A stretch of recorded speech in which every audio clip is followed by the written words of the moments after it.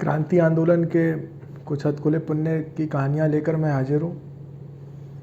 इन्हें धर्मेंद्र गौड़ ने लिखा है। बात 1930 की है, जब revolutionary socialist party of India काम कर रही थी भारत में, और यूपी में, उत्तर प्रदेश में रामाधीन निगम जो थे वो इसके संचालक थे, और सेंट्रल प्रोविंस यानी कि वर्तमान का मध्य प्रदेश, इसमें चरखारी नरेश तन मन धन से दल की गुप्त सेवा में लगे हुए थे। गुप्त इसलिए क्योंकि ये क्रांतिकारी थे, इन पे जान का खतरा था, अंग्रेज सरकार इनको पकड़ना चाहती थी। चरखारी नरेश के आग्रह पर रामाधीन निगम ने लखनऊ शहर में बम बनाने के 2 छोटे कारखाने स्थापित किए। पहला 1930 की बरसात के दिनों में हुसैनाबाद में, और दूसरा जाड़े में कश्मीरी मोहल्ले में। दोनों ही मकान किराए पर लिए गए थे, मुस्लिम बस्तियों के ठीक बीचों बीच।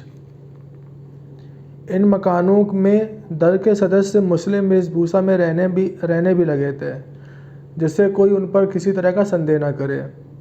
बम बनाने की समस्त सामग्री, कारतूस, रिवॉल्वर, पिस्तौल, साइक्लो स्टाइल मशीन, सभी कुछ तो वहाँ उपलब्ध था। उनका इरादा था प्रांत में अंग्रेजों का चुन चुन कर सफाया करके शासन की बागडोर अपने हाथों में ले लेने का। उस जमाने में संयुक्त प्रांत, यूनाइटेड प्रोविंस यानी कि यूपी, प्रांत गुप्तचर विभाग का प्रधान कार्यालय इलाहाबाद में था, और लखनऊ में गुप्त अफसर की हैसियत से, गुप्त यानी कि सीआईडी की गुप्त अफसर की हैसियत से तैनात थे सीआईडी इंस्पेक्टर अहमद हुसैन खां। लखनऊ के अलावा उनके अधीन बाराबंकी, रायबरेली, सीतापुर, हरदोई जिले भी थे। इन 5 जिलों की राजनीतिक गतिविधि सरकार तक पहुंचाने की जिम्मेदारी उन्हीं के कंधों पर थी। सभी दलों में उन्होंने अपने मुखबिर फिट कर लिए थे। फिर इसके बाद हुसैनाबाद वाले मकान के पास ही अहमद हुसैन, जो कि सीआईडी के इंस्पेक्टर थे, उनके ससुर जो थे वो रहते थे। उन्होंने कुछ संदेह जताया जाके अपने दामाद से, और चूंकि हुसैनाबाद में जो कारखाना था उसमें ही कोई RSPI यानी कि रिवॉल्यूशनिस्ट सोशलिस्ट पार्टी ऑफ इंडिया का एक सक्रिय सदस्य KD चौधरी अपने दल के साथ गद्दारी करके अहमद हुसैन का मुखबिर बना था। KD चौधरी वो पार्टी खबरें देता था। 2 रोज़ पहले उसने बम फैक्ट्री का जिक्र भी किया था, लेकिन अहमद हुसैन को यकीन नहीं हुआ था। लेकिन जब ससुर ने बताया कि हुसैनाबाद में, लखनऊ के हुसैनाबाद में कोई मुस्लिम मोहल्ले में रहता है जो शंकालू गतिविधियों, जिसके ऊपर शंका की जाए, ऐसी गतिविधियों में लिप्त है, तो सीआईडी इंस्पेक्टर का जो छानबीन करने का इरादा हुआ, वो निकल पड़े। इधर जो निगम थे, रामाधीर निगम, जो यूपी में RSPI के संचालक थे, उनको भी पता चल गया था कि ये बुड्ढा कुछ गड़बड़ करेगा। अहमद हुसैन के जो ससुर थे गड़बड़ करेंगे। निगम ने बीच रास्ते में मोर्चा लेने की ठानी। झटपट झोले में शीशे के 2 बम डाले और कंपनी बाग की ओर चल दी है। संभावना यही थी कि अहमद हुसैन इसी रास्ते से गुजरेंगे।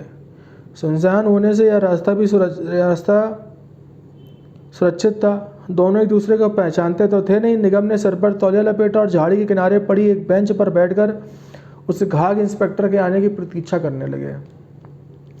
कुछ देर बाद निगम को तांगे की आहट मिली, जो उस ओर सरपट दौड़ता चला आ रहा था। वे बेंच से उठे और चहलकदमी करते हुए सामने सड़क पर जा पहुंचे, जो पार्क के अंदर ही थी। तभी तांगा सामने से गुजरा। आगे तांगे वाला था और पीछे की सीट पर अकेले बैठे थे अहमद हुसैन। दोनों की एक दूसरे पर नज़र पड़ी। आंखें चार होते ही अहमद हुसैन ने शेरवानी के जेब में हाथ डाला पिस्तौल निकालने के लिए। तभी बिजली जैसी फुर्ती से निगम का हाथ झोले में और दूसरे ही क्षण एक बम निकालकर दे मारा अहमद हुसैन पर। बम ने पूरा काम किया। अहमद हुसैन के दोनों पैर ऐसे गायब हुए जैसे गधे के सिर से सींग, और तांगे से मुंह के बल गिरते ही दाहिने हाथ की हड्डियां भी तोड़ बैठे। दांत टूटे अलग से। घोड़ा घायल हुआ लेकिन तांगे वाले को खरोंच तक ना आई। इस घटना के तुरंत बाद हुसैनाबाद का मकान छोड़कर क्रांति के दीवाने निगम, रामाधीर निगम भूमिगत हो गए। ब्रिटिश गुप्तचरों ने लाख सिर मारा लेकिन उनका कहीं पता नहीं चला। ब्रिटिश सरकार ने अहमद हुसैन को पूरी पेंशन तो मंजूर की ही, खान साहब की उपाधि देकर उन्हें माकूल इज्जत भी दी। ब्रिटिश सरकार की इस परस्ती के बावजूद भारत की आज़ादी के दीवानों का हौसला पस्त करने की हिम्मत कोई न कर सका, और उनके ही बलिदानों का फल है देश की यह वर्तमान आज़ादी, जिसका रक्षा का भार अब हम सबको अपने कंधों पर लेना होगा। वीडियो देखने के लिए धन्यवाद। जय हिंद, वंदे मातरम।